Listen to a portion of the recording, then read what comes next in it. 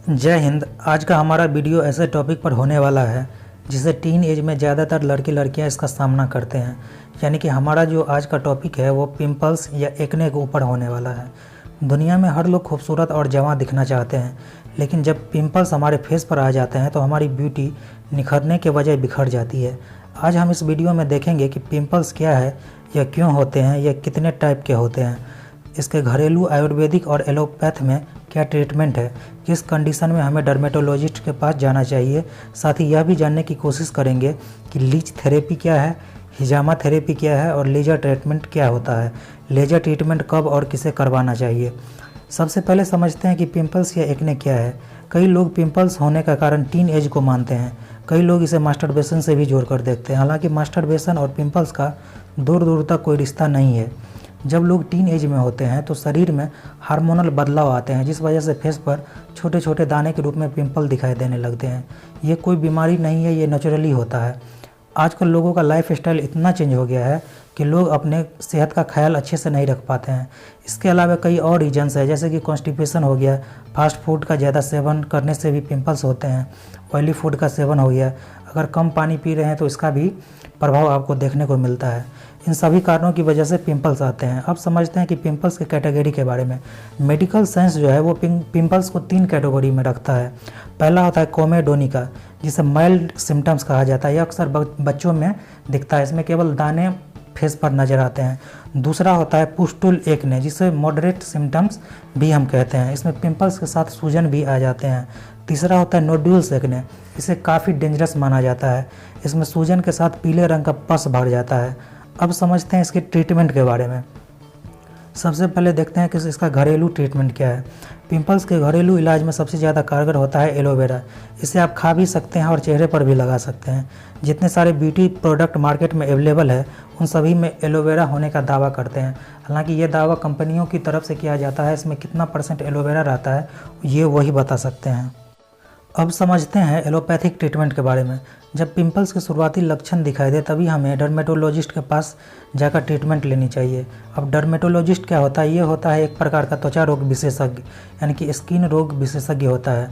एक डर्मेटोलॉजिस्ट ही पिंपल्स के कॉज को पकड़कर सही इलाज कर पाते हैं। इसीलिए जब भी हमें माइल्ड या मॉडरेट सिम्टम्स दिखाई दे हमें तुरंत डर्मेटोलॉजिस्ट की सलाह लेनी चाहिए।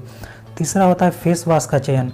मार्केट में अलग अलग कंपनियों के हज़ारों फेस वॉश मौजूद है जो पिंपल्स को ख़त्म होने का दावा करते हैं, लेकिन इनके दावे में रत्ती भर भी सच्चाई नहीं दिखती है। फेस वॉश लेते समय आपको इस बात का ध्यान रखना चाहिए कि कोई भी फेस वॉश क्यों ना हो वह salicylic acid based face wash होना चाहिए।